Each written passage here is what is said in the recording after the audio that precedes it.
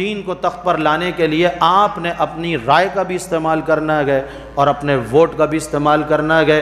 بلدیاتی الیکشن قریب آ رہا ہے، آپ نے ووٹ دینا ہے اہل کو۔ لوگ کہتے ہیں بھائی لبیک کو ہی کیوں ووٹ دیں؟ تو ہمارے امیر صاحب نے کہا لبیک کو اس لیے ووٹ دیں کہ ہم نے کوئی کرپشن نہیں کی ہے۔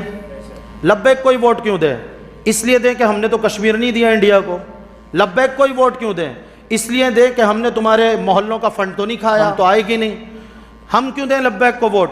اس لیے دیں کہ ہمارا نام تو کسی کرپٹ لسٹ میں آ ہی نہیں رہا، اس لیے دیں کہ ہمارا نام تو دہشت گردی میں آ ہی نہیں رہا، ہم نے تو اس ملک کے بینکوں کو نہیں لوٹا گئے، ہم نے تو اس ملک پر قرض نہیں چڑھایا، اس لیے دیں لبیک کو ووٹ کہ اس سے زیادہ پاکیزہ جماعت اس وقت کوئی بھی پاکستان میں موجود نہیں گئے۔ تو ووٹ صرف رسول اللہ کے دین کو دینا گئے اور دین کو ہم نے تخت پر لانا۔ اچھا، دین کو تخت پہ لانے کا تصور ذہن میں رکھیں، مجھے تخت پہ نہیں لانا ہے، اسے تخت پہ نہیں لانا ہے، انہیں اوپر